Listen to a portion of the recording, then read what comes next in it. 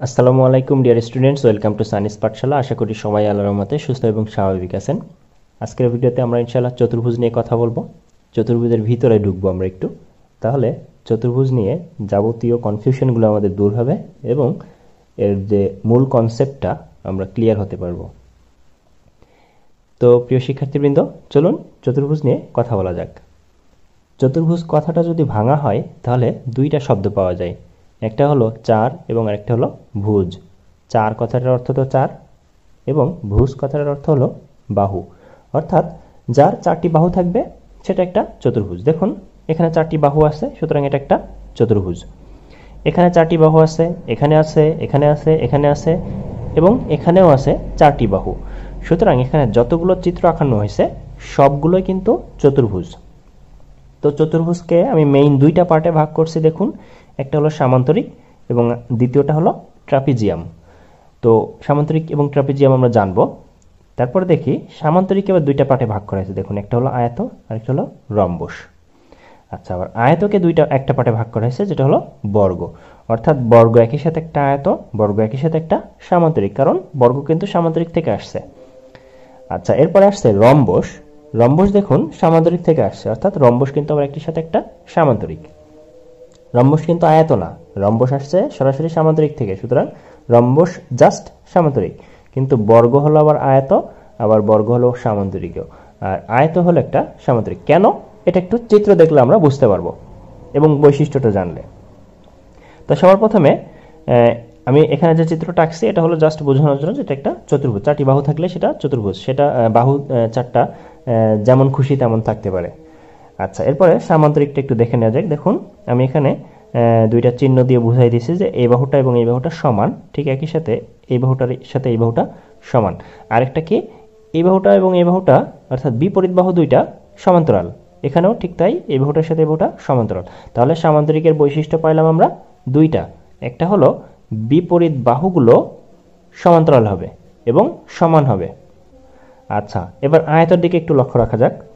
দেখুন আয়তে কি ঘটছে, এই বাহুটা সমান্তরাল আছে, এই বাহুটাও সমান্তরাল আছে এবং চিহ্ন দিয়ে আমি বুঝাই দিচ্ছি এখানে এই বাহুটার সাথে বাহুটা সমান এবং এই বাহুটার সাথে এই বাহুটা সমান। তাহলে দেখুন সামান্তরিকের যে বৈশিষ্ট্যটা ছিল যে বিপরীত বাহুগুলো সমান এবং সমান্তরাল হবে, সেই বৈশিষ্ট্য আয়তের ভিতরে আছে। আয়তের ভিতরে আরেকটা বাড়তি বৈশিষ্ট্য আছে, কি? কোণগুলো সব সমকোণ। এখানে কিন্তু বলা ছিল না যে কোণ সমকোণ হবে কি হবে না। সামান্তরিকের বৈশিষ্ট্য হলো কোণ সমকোণ হতেও পারে, নাও পারে। যদি হয় তাহলে সেটা কি হয়ে যাবে, তাহলে সেটা একটা আয়ত হয়ে যাবে, ব্যাস। এরপরে আসা যাক বর্গতে। বর্গতেও দেখুন বিপরীত বাহু দুইটা সমান এবং সমান্তরাল আছে, সুতরাং এটা একটা সামান্তরিক। এবার কোণগুলো দেখুন সমকোণ আছে, সুতরাং এটা একটা আয়তও আবার। এরপরে বর্গের আরেকটা বাড়তি বৈশিষ্ট্য আছে, যার জন্য এটার নাম হলো বর্গ। সেটা কি? সেটা হলো প্রত্যেকটা বাহু সমান। এটা এখানে যে শুধু বিপরীত বাহুগুলো সমান তা কিন্তু না, প্রত্যেকটা বাহুই সমান। তাহলে এটা বর্গ, একই সাথে এটা আয়ত, একই সাথে এটা সামান্তরিক, কারণ সামান্তরিকের বৈশিষ্ট্যের মধ্যে বিদ্যমান আয়তের বৈশিষ্ট্য বিদ্যমান এবং বাড়তি আরেকটা বৈশিষ্ট্য বিদ্যমান। আচ্ছা, এরপর আসা যাক রম্বসে। রম্বসে দেখুন এখানেও প্রত্যেকটা বাহু সমান্তরাল এবং প্রত্যেকটা বাহু সমান। তাহলে কি এটা একটা বর্গ? না, বর্গের কিন্তু বৈশিষ্ট্য কি ছিল যে হলো কোণগুলো সমকোণ হবে। এখানে এই কোণ, এই কোণ, এই কোণ, প্রত্যেকটা কোণই সমকোণ, কিন্তু এখানে কিন্তু আর সমকোণ হয় নাই। যদিও বিপরীত বাহুগুলা সব সমান এবং সমান্তরাল, অর্থাৎ চারটি বাহু সমান এবং সমান্তরাল, কিন্তু কোণগুলো সমকোণ না থাকার কারণে এটাকে বর্গ বলা যাবে না। তাহলে কি রম্বস? কি রম্বসের ভিতরে বৈশিষ্ট্যটা আছে কার? রম্বসের ভিতরে বৈশিষ্ট্য আছে যে বিপরীত বাহুগুলো সমান এবং সমান্তরাল। এটা শুধুমাত্র সামান্তরিকের বৈশিষ্ট্য ছিল, যার কারণে রম্বসকে আমরা বলতেছি একটা সামান্তরিক। আচ্ছা, রম্বসকে রম্বস কেন বলা হচ্ছে? এর ভিতরে বাড়তি বৈশিষ্ট্যটা কি আছে? বাড়তি বৈশিষ্ট্যটা হলো যে প্রত্যেকটা বাহু সমান। শুধু যে বিপরীত বাহুগুলো সমান ও সমান্তরাল তা কিন্তু না, প্রত্যেকটা বাহু আবার সমান, যার কারণে এটার নাম হলো রম্বস। তো নিশ্চয়ই বুঝতে পারছেন সামান্তরিকের বৈশিষ্ট্য বিপরীত বাহু জোড়া সমান সমান্তরাল হবে। আয়তের বৈশিষ্ট্য সামান্তরিকের বৈশিষ্ট্য যেটা ছিল সেটা এর ভিতরে থাকবে, প্লাস এর বাড়তি আরেকটা বৈশিষ্ট্য থাকবে, কি? কোণগুলো সমকোণ হবে। আচ্ছা, বর্গের বৈশিষ্ট্য কি? সামান্তরিকের বৈশিষ্ট্য যেটা ছিল বিপরীত বাহু জোড়া সমান সমান্তরাল হবে, সেটা বিদ্যমান থাকবে, তারপরে কোণগুলোর সমকোণ থাকবে যেটা আয়তের বৈশিষ্ট্য ছিল সেটা বিদ্যমান থাকবে, প্লাস আরেকটা বাড়তি বৈশিষ্ট্য থাকবে, বাহুগুলো সবগুলো সমান থাকবে। আচ্ছা, এরপরে রম্বসের বৈশিষ্ট্য কি? বিপরীত বাহু জোড়া সমান সমান্তরাল থাকবে, যার কারণে এটাকে সামান্তরিক বলা হচ্ছে। এবং একই সাথে বাড়তি বৈশিষ্ট্যটা হলো এর প্রত্যেকটা বাহু সমান, কোণগুলো কিন্তু সমকোণ নয়। ঠিক আছে? আচ্ছা, তো এটার জন্য এর নাম হলো রম্বস। আচ্ছা, এরপরে ট্রাপিজিয়ামে আসা যাক। এখানে দেখুন আমি একটা ট্রাপিজিয়াম আঁকানোর চেষ্টা করছি। এখানে যেটা ঘটছে দেখুন, এই বাহুটার সাথে জাস্ট এই বাহুটা সমান্তরাল, ব্যাস এতটুকুই হলো ট্রাপিজিয়ামের বৈশিষ্ট্য। অর্থাৎ ট্রাপিজিয়ামের বৈশিষ্ট্য হলো এক জোড়া বাহু, মাত্র এক জোড়া বাহু সমান্তরাল থাকবে, সমান না কিন্তু, জাস্ট সমান্তরাল থাকবে। কোনো কোণ সমকোণ থাকবে না, বিপরীত বাহু জোড়া সমান ও সমান্তরাল হবে তা না, শুধুমাত্র এক জোড়া বিপরীত বাহু সমান্তরাল হবে, ব্যাস এতটুকুই হলো ট্রাপিজিয়ামের বৈশিষ্ট্য। এখন ট্রাপিজিয়ামটা যদি অর্থাৎ একটা কোণ যদি সমকোণ হয়ে যায়, তবুও সেটা কিন্তু একটা ট্রাপিজিয়াম হবে। দেখুন এই বাহুটার সাথে এই বাহুটা সমান্তরাল আছে, আর কোণ দুইটা, এখানে দুইটা কোণ সমকোণ মনে হচ্ছে, আমি আঁকানোর চেষ্টা করছি আর কি, বোঝানোর চেষ্টা করছি যেটা হলো সমকোণ।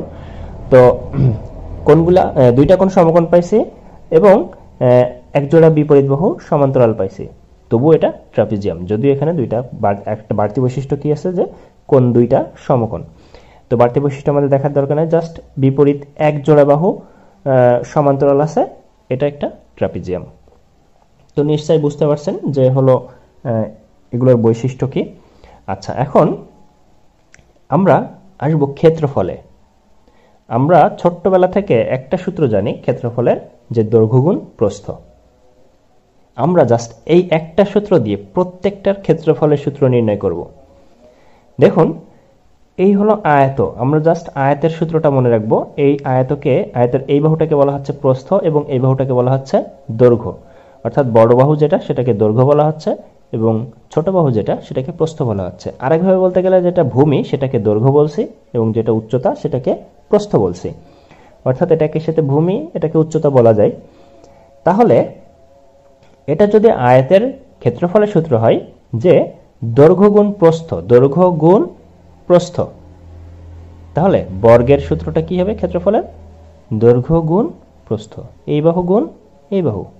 হ্যাঁ, তাহলে এই বাহুটার নাম দৈর্ঘ্য, এই বাহুটার নামও কিন্তু দৈর্ঘ্য, কারণ বর্গের বৈশিষ্ট্য কি ছিল, যে প্রত্যেকটা বাহু সমান হবে, যার কারণে এটাকেও দৈর্ঘ্য বলা হবে, এটাকেও দৈর্ঘ্য বলা হবে। তো দৈর্ঘ্য গুণ দৈর্ঘ্য কি হয়? দৈর্ঘ্য স্কয়ার।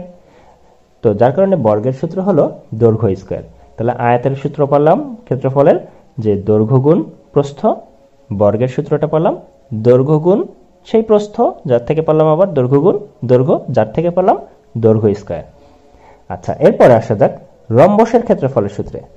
এখন রম্বসের এটাকে ভূমি বলা হবে এবং প্রস্থ কিন্তু এটা হবে না, কেননা এখানে কোণটা কিন্তু সমকোণ না, যার কারণে এখানে এটাকে প্রস্থ বলা যাবে না বা উচ্চতাও বলা যাবে না। আমাদেরকে একটা উচ্চতা আঁকায় নিতে হবে। বিপরীত কোণা থেকে এই ভূমির উপরে একটা লম্ব যদি টানি, তাহলে সেটা হয়ে যাবে আমাদের উচ্চতা।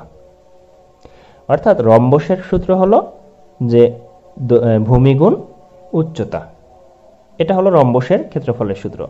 আচ্ছা, এবার আসা যাক সামান্তরিকের ক্ষেত্রফলের সূত্র।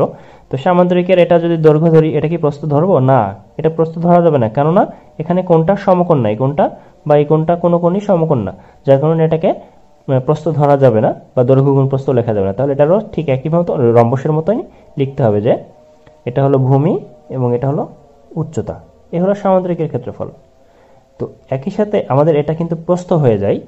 আমি যদি ঠিক একইভাবে এরকম আরেকটা লম্ব এখানে আঁকি, তাহলে কি ঘটছে দেখুন, এটা আমাদের প্রস্থ হচ্ছে আর এতটুকু আমাদের হয়ে যাচ্ছে ভূমি।